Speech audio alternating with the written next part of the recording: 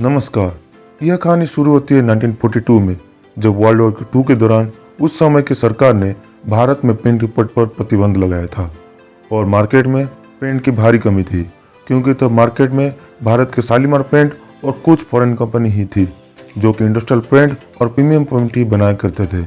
और इसीलिए retail market में जो आम नागरिक है उनके के लिए पेंट मिलना एक नामुमकिन सा बात हो गया था।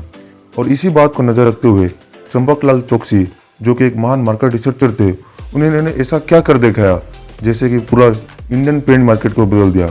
और आज हम एशियन पेंट्स को जिस नज़र से देखते हैं वो कैसे शुरू हुआ और कैसे इतनी सफल हो पाई। कहानी को शुरू करने से पहले इस चैनल को अभी सब्सक्राइब करें, बेल आइकन को दबाएं ताकि आने वाले हर वीडियो को आप बेझिझक देख सकें। 1942 में चंपकलाल चौकसी उनके 3 दोस्तों के साथ मिलकर बॉम्बे के एक छोटे से गैरेज में शुरू किया एशियन पेंट्स, जो कि पहले बैलों के सींगों के लिए पेंट बनाया करते थे। पर सिर्फ बैलों के सींगों के लिए ही पेंट बना के वो इतने बड़े पेंट कंपनी नहीं बन सकते थे।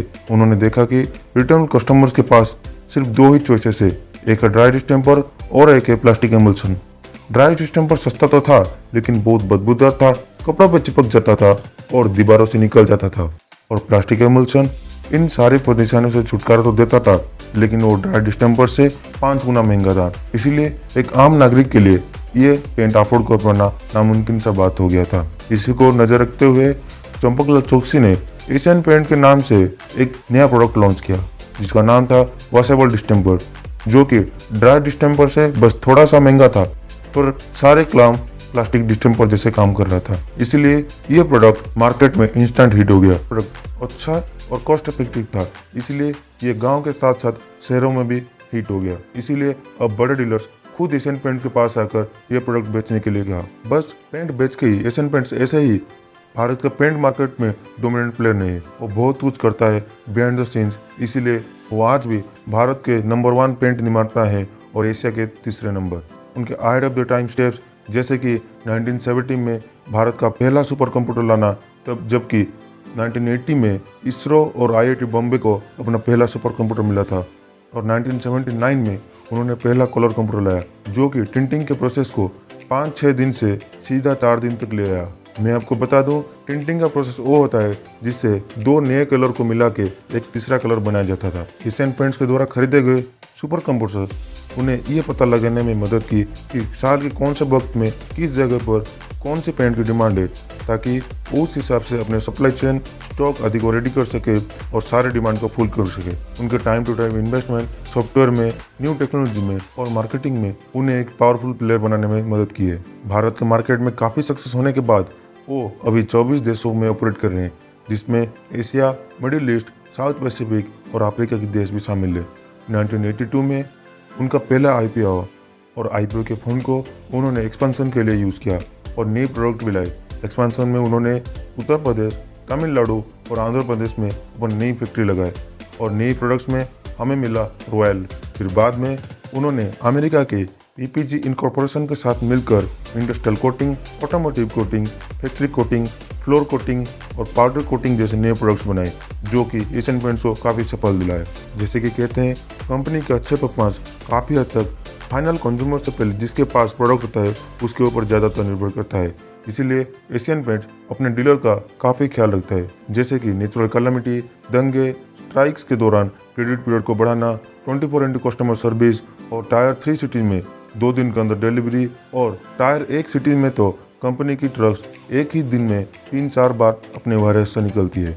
और इसके साथ साथ कंपनी में पॉजिटिव कैश फ्लो बनाए रखने के लिए जो डीलर 30 दिन के अंदर ही अपना क्रेडिट क्लियर कर देते हैं उन्हें 3.5% का डिस्काउंट देते हैं। इससे कंपनी और डीलर दोनों का फायदा होता है। एशियन पेंट्स मिडिल मैन्स को अपने सप्लाई चेन से हटा के बहुत सारे कमीशन बचा लेता है, इसीलिए वो 95% तक का प्रॉफिट खुद रख लेते हैं। इनको दूसरे प्रोडक्ट और न्यू R&D में लगाता है ताकि कंपनी अच्छे से ग्रो कर सके। नेरोलॉग, जो कि एक जाने माने पेंट कंपनी है भारत का, वो 40 करोड़ कमाता है पर रिपोर्ट, लेकिन एशियन पेंट 100 करोड़ कमा लेता है पर रिपोर्ट। एशियन पेंट तब 2008 में रोबोटिक आर्म में इन्वेस्ट किया, जिसके कारण उसके भंडारपुर फैक्ट्री, जो उसका पहला फैक्ट्री था जहाँ पे 1600 वर्कर काम कर रहे थे, उसके अगले प्लांट अंकलसोल में उसका वर्कफोर्स 250 तक पहुँच गया। और उसके बाद एशियन पेंट्स के आने वाले अगले फैक्ट्रियों में 100 से 150 लोग ही काम करते हैं। ये सब तो गई पिछली बात। अब एशियन पेंट्स अब क्या कर रहा है कि अभी भी मार्केट लीडर बना हुआ है। अभी के समय हम देखें तो भारत में लेबर की कॉस्ट 6 से 10% CAGR से बढ़ रहा है, जबकि पेंट के दाम 3% CAGR से बढ़ रहा है। यह ट्रेंड अगर आगे जाके कंटिन्यू हुआ तब हमें पेंटिंग की कॉस्ट पेंट से ज़्यादा हो जाएगा। इस प्रॉब्लम को टैकल करने के लिए एशियन पेंट्स अपनी एक्सपीरियंस स्टोर जगह जगह पर खोल रहे हैं, जैसे कि बड़े बड़े शहरों में जैसे मुंबई, दिल्ली, कोलकाता शामिल है, ताकि लोग अपने घरों को खुद से कैसे पेंट कर पाए ये जान सके। और इसे सपोर्ट करने के लिए Asian paint do it yourself product launch कर रहा है। और पेंट और पेंटिंग के दाम को जस्टिफाई करने के लिए Asian paint service added packs भी ला रहा है, जैसे कि colour recommendation, waterproofing, floor roofing इसमें शामिल है। उसके साथ साथ एशियन पेंट्स अब नई फील्ड में भी एंट्री करने लगा है, जैसे कि किचनवेयर, बाथरूम प्रोडक्ट्स और बहुत सारे। और इसलिए उन्होंने स्लीक कंपनी के 50% शेयर एक्वायर किए हैं। और अभी दिख रहा है कि एशियन पेंट्स के इस एक्विजिशन और इस प्रोडक्ट की एंट्री भी सक्सेसफुल रहा है। आपको क्या लगता है, क्या कोई दूसरा कंपनी एशियन पेंट्स को चैलेंज कर सकती है? क्या फिर से कोई कंपनी इंडियन पेंट मार्केट को डोमिनेट कर पाएगी, या एशियन पेंट्स ही अपना पहला स्थान बजाय रखेगा? कमेंट सेक्शन में जरूर बताएं। इस वीडियो को पूरी तरह देखने के लिए धन्यवाद और चैनल को सब्सक्राइब करें। मिलते हैं अगली वीडियो में।